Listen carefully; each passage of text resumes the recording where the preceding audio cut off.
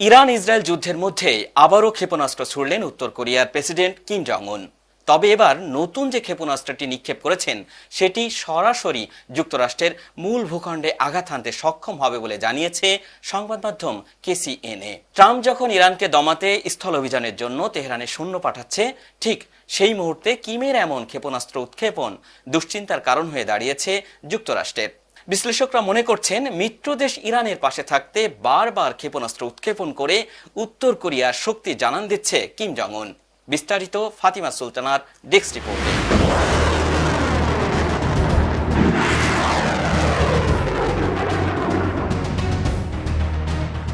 ইরানের ওপর হামলা করার পর সবাই চুপ করে থাকলেও বরাবরের মতো পাশে এসে দাঁড়িয়েছেন উত্তর কোরিয়ার প্রেসিডেন্ট কিম জং উন। এই যুদ্ধে ইরানের সাথে না পেরে যুক্তরাষ্ট্র যখন তেহরানে পারমাণবিক অস্ত্র ব্যবহারের কথা চিন্তা করছে, ঠিক সেই সময় আবারও গর্জে উঠলেন উত্তর কোরিয়ার শক্তিশালী এ নেতা। আর এরপরই ট্রাম্পকে শিক্ষা দিতে সরাসরি আমেরিকায় আঘাত হানতে সক্ষম এমন আন্তঃমহাদেশীয় ক্ষেপণাস্ত্র ছুড়লেন কিম জং উন। কোনো মুসলিম দেশ ইরানের পাশে এসে না দাঁড়ালেও এই যুদ্ধের শুরু থেকে কিম ঠিকই ইরানের পক্ষে তার অবস্থান জানিয়ে দেন। আর কিমকে পাশে পেয়ে আরও বিধ্বংসী রূপে যুক্তরাষ্ট্র ইসরায়েলে ধ্বংসযজ্ঞ চালাচ্ছে সাহসী মুসলিম দেশ ইরান। তবে এই যুদ্ধে ইরানের সাথে ট্রাম্প কোনোভাবেই কুলিয়ে উঠতে না পেরে পারমাণবিক অস্ত্র যখন ব্যবহারের ষড়যন্ত্র চালাচ্ছে, এমনকি স্থল অভিযানের কথাও জানিয়েছে তারা। আর ঠিক সেই কারণেই বন্ধুদেশ ইরানকে রক্ষায় আবারও নতুন করে গর্জে উঠেছেন কিম জং উন।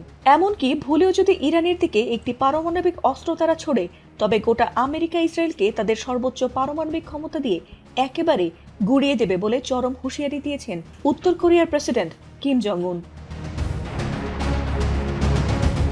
আর এই হুঙ্কার যে শুধু তিনি মুখে মুখেই দেন না, সেটিই প্রমাণ দিচ্ছেন তিনি বহু আগে থেকেই। সেই ধারাবাহিকতায় কয়েক দফা শক্তিশালী ব্যালিস্টিক ক্ষেপণাস্ত্র ছুড়ে ইতোমধ্যে আমেরিকাকে সাবধানও করেছেন তিনি। আর এবার ট্রাম্পের মনে ভয় ধরাতে নিজের দেশ থেকেই সরাসরি আমেরিকার বুকে হামলা চালানোর মতো বড় ক্ষেপণাস্ত্রের পরীক্ষা চালিয়েছে কিম জং উনের দেশ উত্তর কোরিয়া। এ নিয়ে দেশটির রাষ্ট্রীয় সংবাদ মাধ্যম KCNA জানিয়েছে, নতুন ও উন্নত প্রযুক্তির একটি রকেট ইঞ্জিনের সফল গ্রাউন্ড টেস্ট সম্পন্ন করেছে উত্তর কোরিয়া। আর তারা তাদের আন্তঃমহাদেশীয় ব্যালিস্টিক ক্ষেপণাস্ত্র ICBM উৎক্ষেপণের জন্য সলিড ফুয়েল রকেট ইঞ্জিন ব্যবহারের পরিকল্পনাও করেছে। আর এই ধরনের ইঞ্জিন ব্যবহারের ফলে উৎক্ষেপণের আগে দীর্ঘ প্রস্তুতির প্রয়োজন হয় না এবং অত্যন্ত দ্রুততার সঙ্গে ক্ষেপণাস্ত্র ছোড়া সম্ভব হয়। এছাড়া এই গ্রাউন্ড জেট টেস্টে আধুনিক কম্পোজিট কার্বন ফাইবার উপাদান ব্যবহার করা হয়েছে। আর এই ইঞ্জিনটির সর্বোচ্চ থ্রাস্ট বা উৎক্ষেপণ শক্তি নির্ধারণ করা হয়েছে 2500 কিলোটন। গ্রাউন্ড টেস্টের মাধ্যমে মূলত রকেটের ইঞ্জিন ও জ্বালানি স্থির অবস্থায় রেখে সেটির কার্যক্ষমতা যাচাই করা হয়। তবে এই পরীক্ষাটি ঠিক কবে এবং কোথায় চালানো হয়েছে সে সম্পর্কে সুনির্দিষ্ট কোনো তথ্য প্রকাশ করেনি পিয়ংইয়ং। ফাতিমা সুলতানা, ATN বাংলা।